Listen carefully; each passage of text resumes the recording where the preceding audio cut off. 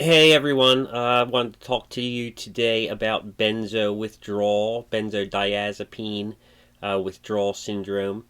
I've just recently written a book about it.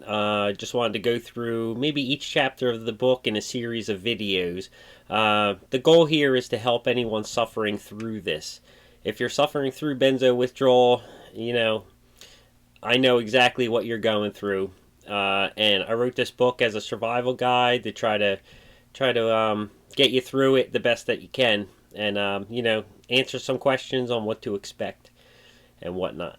So, um, yeah, I did go through benzo withdrawal. I was prescribed zero point 0.5 milligrams of Klonopin per day.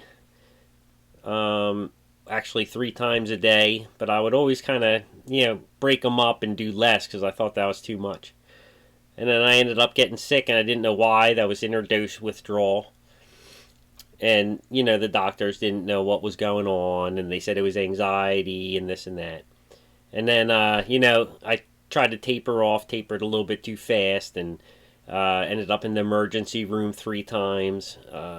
My symptoms were shaking, my whole body shaking nonstop.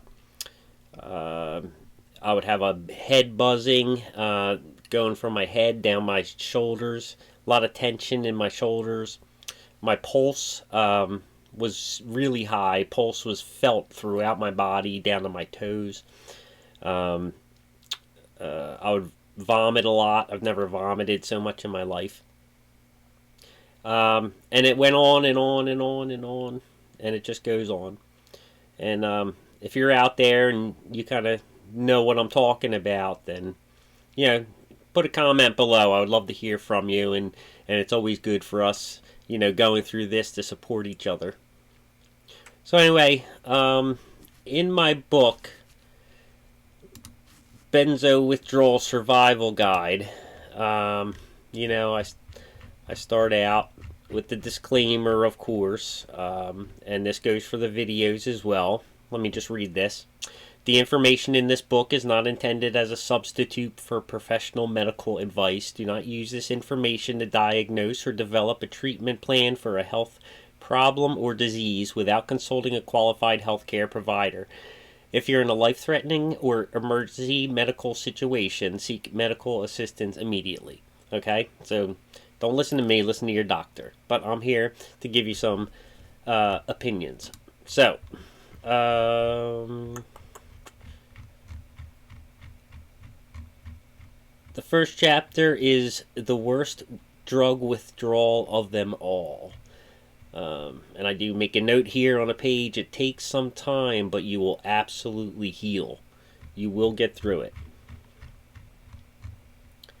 Alright, chapter 1. I put a quote from Bob Marley that I heard, and it really stuck with me. You never know how strong you are until being strong is your only choice. And I think you feel me on that. When you're going through benzo withdrawal, no one in the world knows what you're going through, and you're really tested. So anyway, benzo withdrawal is the worst drug withdrawal.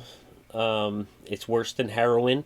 Heroin withdrawal can be difficult, but it's over and done with after a week or so. Benzo withdrawal can be 6 to 18 months or longer of pure hell. Not to scare you. It doesn't have to be that long, and not everyone gets it. So nothing here is meant to scare you. It's just if you find yourself going through this, I want to help. But some people come off it, and they have no problem. Millions of people come off benzos, have no problem with it. And when I say benzos, I'm talking Xanax, Ativan, Klonopin, Valium. Benzo withdrawal can be 6 to 18 months or longer of pure hell. It shows no mercy. I've even heard from some people who have been through cancer treatment who say they would prefer that over withdrawing from benzos. It's so vicious because it's not only about getting the drug out of your system, but it's the drawn-out process of having your brain begin to rewire and heal from the damage that it's done. Alright, so what's happening here? When you take a benzodiazepine such as Klonopin, Valium, Ativan, or Xanax, they work fantastic. You know, if you have anxiety, you take one, you're calm. It's like the greatest thing in the world. But everything has consequences, right? If you're highly anxious like I am, when you take this medication, you become totally calm within a half hour or sooner. It's like a miracle cure for those suffering debilitating anxiety. The important thing to note is that they should only be taken in an as-needed case. They're ideal pills for situations where you may find yourself extra nervous, such as before a flight or public speaking. If you begin to take them too often, and this is, I mean, as little as one pill a week, you might start to feel some degree of withdrawal. You know, if you take a benzo once a week, that might be too much. You know, people have gotten benzo withdrawal from taking less. Anyway, I'm not going to read the whole chapter. You can get this book on Amazon Kindle or Apple Books. You can get a hard copy or ebook. I'll put the links in the description. But anyway, the 5 key defenses here at the end of chapter 1 to help you out through the benzo withdrawal. Number 1, find a copy of the Ashton manual.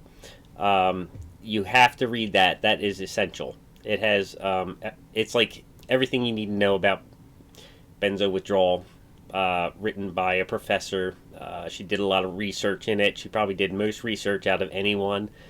She had a clinic where she helped people going through benzodiazepine and other drug withdrawals. So you have to read the Ashton manual. You can find a free PDF. Just do a Google search and you'll find a free PDF online. Second one is find a doctor knowledgeable about benzo withdrawal. Not all doctors know about it. Not all doctors believe it. So, you know, you might want to find someone specifically who can deal with this situation, who knows what you're going through. If they don't know what you're going through, which, you know, you're going to be on a wild goose chase. Next one, build your support system with your friends and family. You know, make sure you have your friends and family close to you. Don't leave them in the dark. I know that you want to isolate and things like that when you're going through withdrawal with your agoraphobia, whatnot.